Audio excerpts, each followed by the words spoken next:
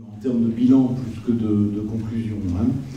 D'abord, il me semble, premier point, que le lien, l'idée nouvelle que nous expérimentions cette année, mais le lien entre exposition temporaire et université d'été a bien fonctionné. Je ne sais pas ce que vous en pensez, mais je crois que l'idée est bonne de lier désormais, effectivement, une expo temporaire aux thématiques de l'université d'été.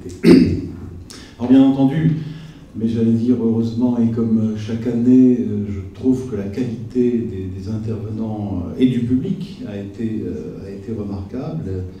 Les thématiques abordées ont été très riches, avec une grande diversité d'approches. Et je commencerai peut-être par une espèce de discours de la méthode, parce que hier nous avons eu deux démographes qui nous ont bien planté le paysage, la contextualisation. Et puis là, nous venons de terminer avec un remarquable exemple de ce que l'on peut faire avec les ressources locales. Et Olivier et Lucie, comme d'habitude, ont fait un travail impeccable. Alors, le bilan scientifique, je crois, est tout à fait favorable. Je crois qu'en 2 jours, nous avons eu des thématiques donc, sur la famille à travers plusieurs prismes et en fonction de plusieurs échelles. D'abord, ce qui m'a frappé, ce sont les regards étatiques. Alors, les regards étatiques, ça peut nous sembler, à nous, citoyens de 2018, aller d'une évidence absolue. Or, en 1914 et en 1918, ils ne le sont pas. Une évidence absolue, bien au contraire. Nous sommes dans un État libéral. Et il faut faire l'effort d'imagination que l'État n'a pas l'habitude d'intervenir, ni dans la politique économique, ni dans la politique familiale. Or, à travers tout ce que nous avons vu de la famille, on voit très bien qu'il y a des débuts d'interventionnisme qui ne cesseront jamais par la suite, qui vont s'amplifier, et Jean-Yves Le Naour nous l'a rappelé encore tout à l'heure. Donc que ce soit la prise en charge des épouses de mobiliser à travers l'allocation, que ce soit la prise en charge des corps et les débats que ça suppose, que ce soit, comme nous l'a montré Emmanuel Cronier, l'organisation des permissions, que ce soit la sphère civile, soit la sphère militaire de l'État, mais à chaque fois, on a bel et bien des interventions étatiques qui sont en cours, preuve qu'il y a dans le lien entre attitude de l'État et attitude des familles une vraie nouveauté, deux vraies nouveautés au pluriel de la Grande Guerre. Ça, c'est le premier point qui m'a frappé. Deuxième point, les éléments de lien entre mobilisés et famille. Alors je crois que là, c'est une réalité qui était bien mieux connue déjà par de nombreux travaux antérieurs, mais je crois que nous avons insisté constamment depuis 2 jours sur les liens qui ne sont pas distendus, qui ne sont pas rompus. Les liens entre l'arrière et le front ne sont pas rompus, notamment à travers le courrier, et ça c'est vraiment fondamental, tant en quantité qu'en qualité, qu'en organisation.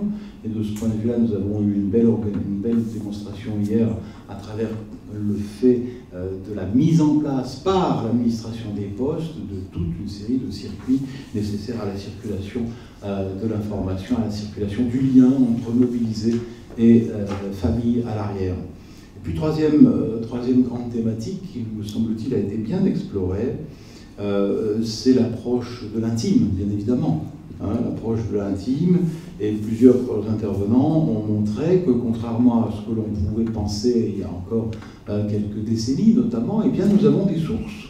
Il y a des sources que l'historien, l'historienne a appris à travailler désormais, et on a pu effectivement approcher cet intime, ces intimes, à différentes reprises et selon différentes circonstances.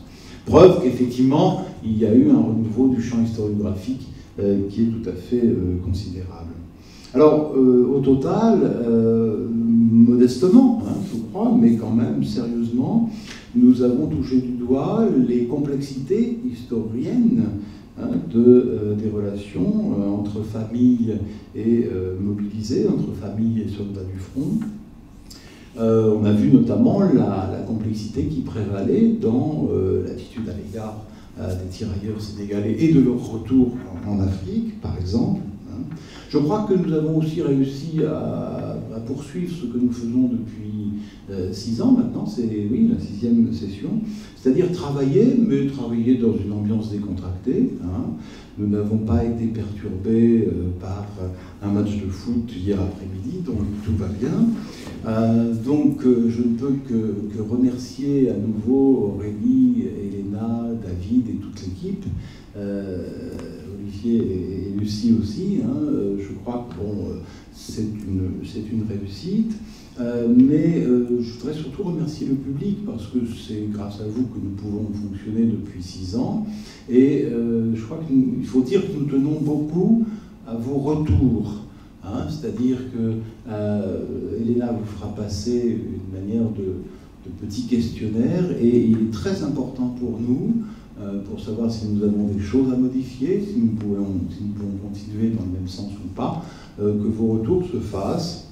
Et se fasse en toute franchise. Hein.